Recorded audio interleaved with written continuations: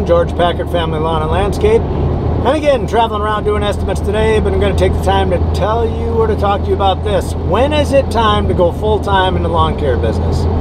So I get this question a lot from people that they're always on the fence. They never really know when to take the jump.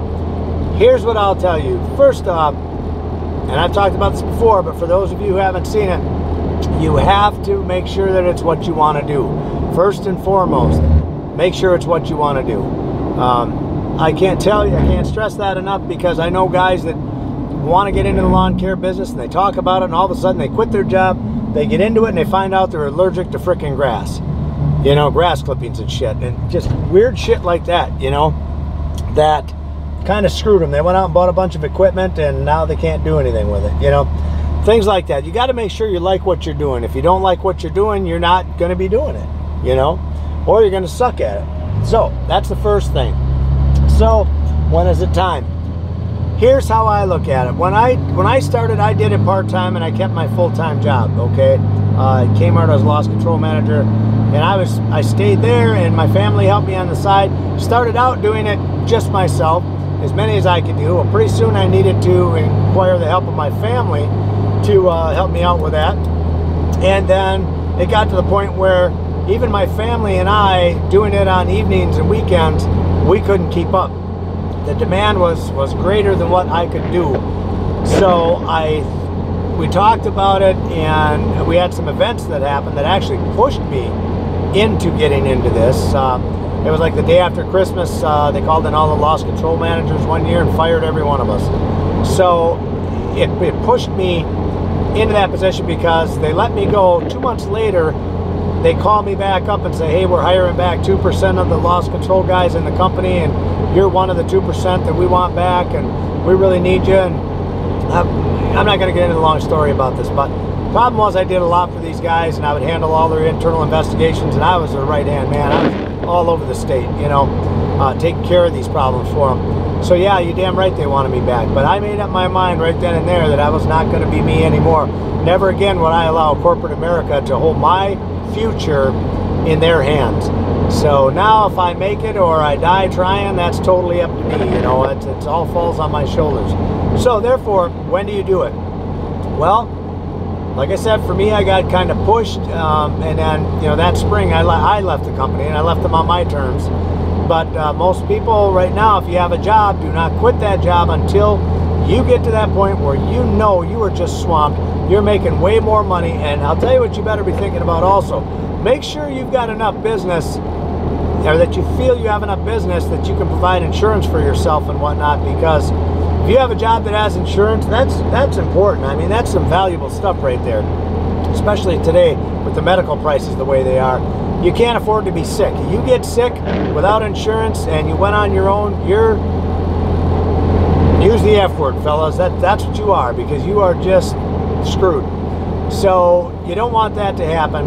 But I'm not trying to discourage anyone from doing it.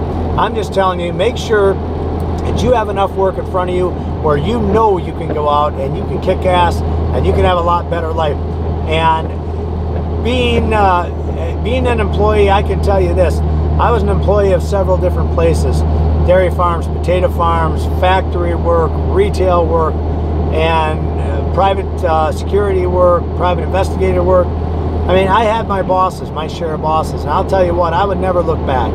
Me personally, I would never look back. I would never, ever not want to be my own boss. Just because it is a wonderful thing to do. A lot of pressure, this, that, and the other, but I'll tell you what, it's still worth it. It's still worth it. I would do it. So, in honesty, it's a battle. It really is, guys. Don't think that you can just quit your job and jump into this stuff without having one hell of a good game plan, without having money saved up. That's the other thing. Get a nest egg built up before you make this jump. Slowly but surely buy your equipment, get money for advertising, get your ducks in a row, get your website lined up, get ready to roll there. So all your marketing strategies are in place, and you still want a nest egg of money in case the business doesn't take off like you thought it would. Hey, you've got a few grand sitting in the bank that you guys can live off of while you're trying to build your business. So that's my advice on that. Take it or leave it, guys, for what it's worth. Hopefully it makes sense to you. I hate to see people lose their jobs, and I hate to see them quit their jobs, and then they get into the business and they don't do do things right and they get caught up in traps, and you know, then they're back to square one. Only difference is now they don't have a job. So everybody, especially everybody with families and whatnot out there, and you're trying to make a go of it, get a nest egg put aside. Have a plan in place. Maybe you have your wife working so that so you do have some kind of income coming in until you get this business built up, because it's going to take a while.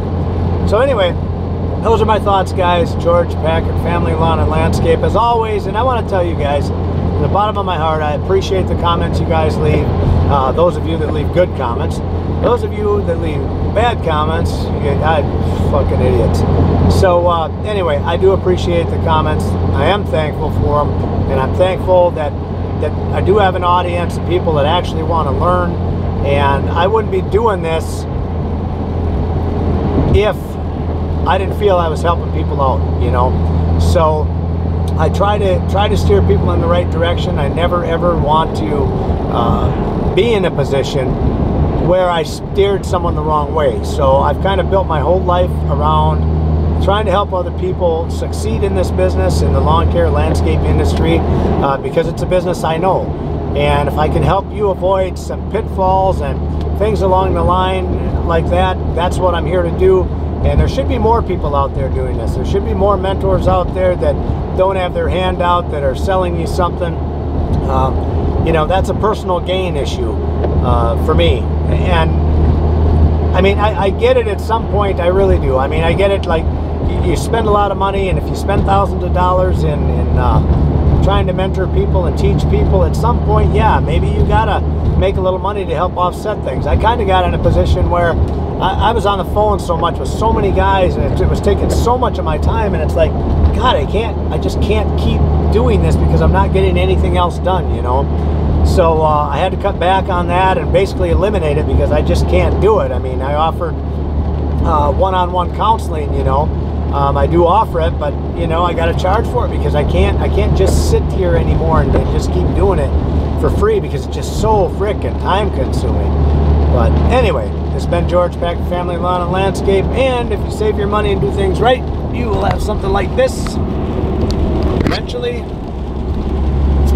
Hopefully you'll have a place like that. That's my joint. So that being said, I'm gonna let you guys go. Thanks for watching. I appreciate you guys. See you around.